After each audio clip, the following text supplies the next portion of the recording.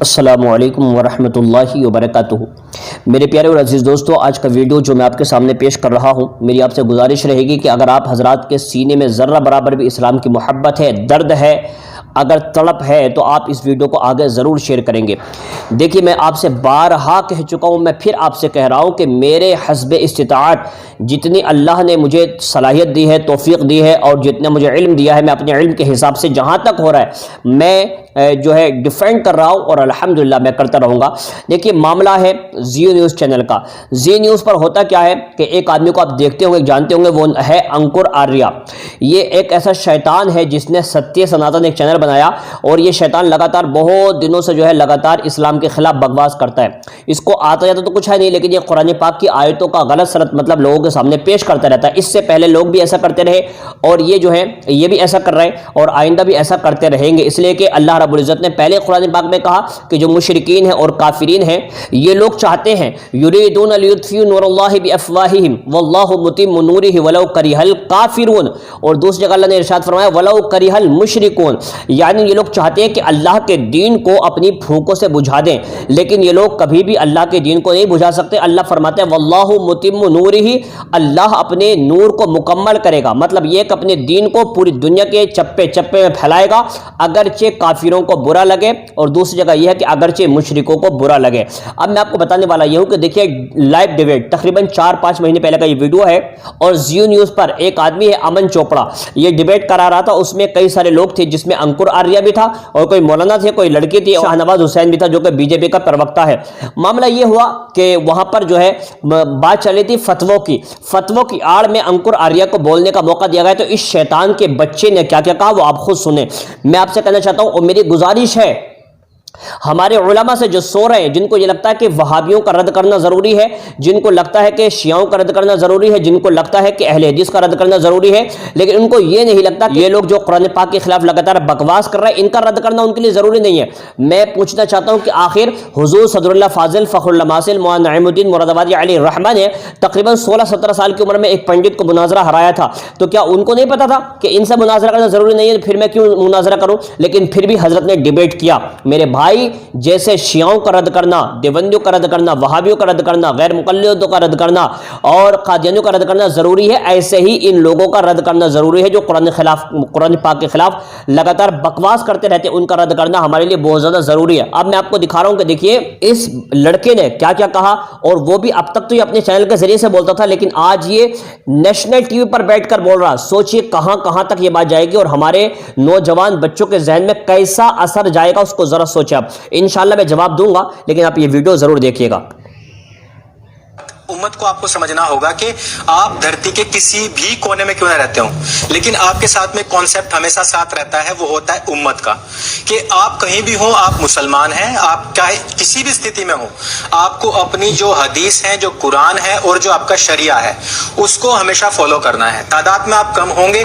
اب دیکھیے، اس کی یہ بات نہیں، یہ کہتا ہے کہ مسلمان کہیں بھی رہتا ہے، اس کے دل میں ایک تصور ہوتا ہے، اور وہ تصور یہ ہوتا ہے کہ ہم امت واحدہ ہم ہیں، تو یقیناً ہم ہیں، ہمیں اس بات پر پراؤڈ ہے کہ ہم لوگ واقعی امت واحدہ ہے۔ وہ الگ ہے کہ کچھ فرقے بن گئے ہیں، وہ الگ بات ہے، لیکن ہم امت واحدہ ہیں، اور انشاءاللہ رہیں گے۔ ایک نبی، ایک رسول، ایک قرآن، ایک کعبہ، ایک اللہ، یہ بات بالکل حقیقت ہے، اور انشاءاللہ رہے گی، اس کو کوئی جھٹلا نہیں سکتا۔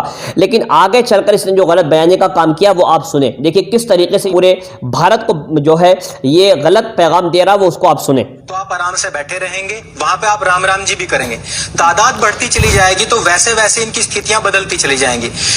وہاں بچوں میں یہ بات کوٹ کوٹ کر بھری جاتی ہے، اور آپ ہمیشہ دیکھنا کہ جو بھی ماڈریٹ مسلمز ہوں گے، امن بھائی، جو بھی ہوں گے، وہ ایک آیت آپ کے ساتھ میں رکھیں گے، 5:32۔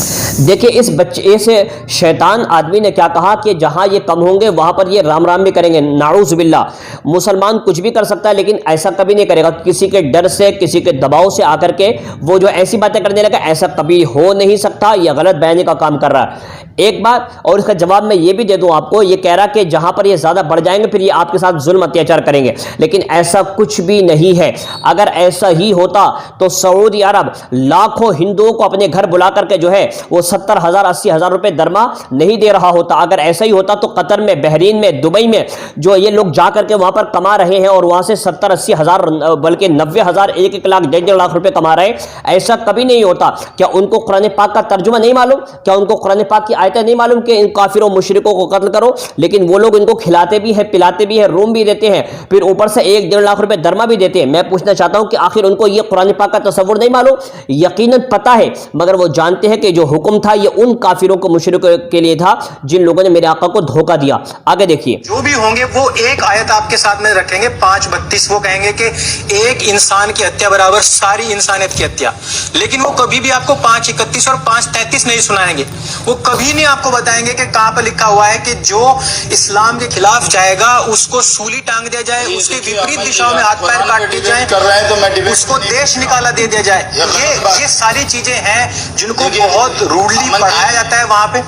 اب دیکھیں، شیطان آدمی نے کہا کہ یہ آدمی ہمیشہ آپ کو 5:32 سورہ مائدہ آیت نمبر 32 پڑھ کر سناتے ہیں، جس میں یہ کہا گیا کہ ایک آدمی کو مارنا پوری روئے زمین پر بسنے والوں کو مارنے کے برابر ہے، اور ایک آدمی کی جان بچانا پورے روئے زمین پر پورے لوگوں کی جان بچانے جیسا ہے. یہ کہا گیا. یہ کہتا کبھی بھی آپ کو یہ 5:32 سناتے، لیکن کبھی آپ کو 5:31 اور 5:33 نہیں سناتے.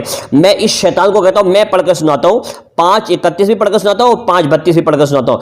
دیکھیں 5:31 کا معاملہ یہ ہے، اللہ تعالیٰ ارشاد فرماتا ہے فَبَعَثَ اللَّهُ غُرَابًا يَبْحَثُ فِي الْأَرْضِ لِيُرِيَهُ كَيْفَ يُوَارِي سَوْءَةَ أَخِيهِ قَالَ يَا وَيْلَتَى أَعْجَزْتُ أَنْ أَكُونَ مِثْلَ هَذَا الْغُرَابِ. یہ اصل میں معاملہ ہے حضرت آدم علیہ السلام کے 2 بیٹوں کا، حابیل اور قابیل کا.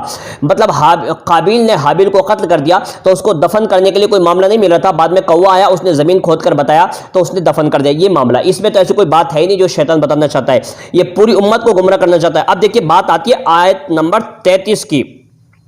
اس میں ہے انما جزاء الذین یحاربون اللہ ورسولہ ویسعون فی الارض فسادا ان یقتلوا او یصلبوا او تقطع ایدیہم وارجلهم من خلاف او ينفوا من الارض. اس کا ترجمہ سن لیں، وہ کہ اللہ اس کے رسول سے لڑتے اور ملک میں فساد کرتے پھرتے ہیں، ان کا بدلہ یہی ہے کہ گن گن کر قتل کیے جائیں یا سولی دیے جائیں یا ان کے ایک طرف کے ہاتھ اور دوسری طرف کے پاؤں کاٹے جائیں یا زمین سے دور کر دیے جائیں. یہ دنیا میں ان کی رسوائی ہے اور آخرت میں ان کے لیے بڑا عذاب ہے.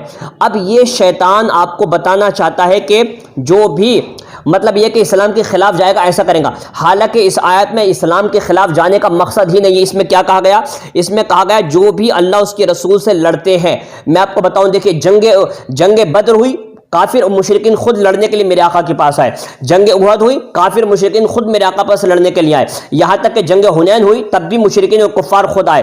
یہاں تک کہ جنگ خندق ہوتی ہے، جنگ موتا ہوتی ہے، یا جتنی بھی جنگیں چاہے وہ غزوہ ہو یا سریہ ہو، دونوں جنگوں کے اندر کبھی بھی کافر اور مشرکین لڑنے کے لیے آتے تھے. ہمارے نبی کبھی خود نکل کر لڑنے کے لیے نہیں گئے. یہ بات یاد رکھیں. اب میں پوچھنا چاہتا ہوں، یہ ان لوگوں کے لیے جو ملک میں فساد کرتے ہیں.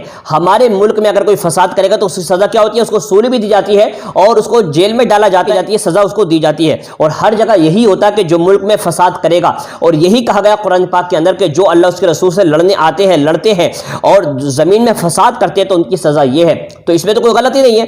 ظاہر بات ہے ہمارے ملک کے اندر کتنے لوگوں کو پھانسی دی جاتی ہے. کیوں؟ اس لیے کہ وہ غلط کام کرتے ہیں تو ملک میں فساد کرنے کی بنا پر ان کو سزا دی جاتی ہے. اب میں پوچھنا چاہتا ہوں، دیکھیے چائنا ہمارے انڈیا سے لڑنے کے لیے آتا تو کیا ہم اس کو لڈو پیش کرتے؟ نہیں نا. ہم ان کو، وہ ہمارے کو اگر ہمارے ایک آدمی کو مارتا تو ہم لوگ اس کے 2 آدمیوں کو مارنے کی کوشش کرتے ہیں، اس لیے کہ یہ بدلہ ہوتا ہے ان کے اس کرورتا کا جو وہ ہمارے دیش کے ساتھ کرتے ہیں. اور ہمارے علماء جو سو رہے ہیں، میری ان سے گزارش ہے کہ آپ لوگ جاگ جائیں، ورنہ امت کبھی آپ کو معاف نہیں کرے گی. ان کا رد کرنا بھی آپ کے لیے ضروری ہے. میں اپنے علم کے حساب سے رد کر رہا ہوں. کاش اگر کوئی بڑا عالم ہوتا تو پھر وہ اپنے حساب سے رد کرتا. اس ویڈیو کو آگے پہنچانا آپ لوگوں کی ذمہ داری ہوگی. السلام علیکم ورحمۃ اللہ.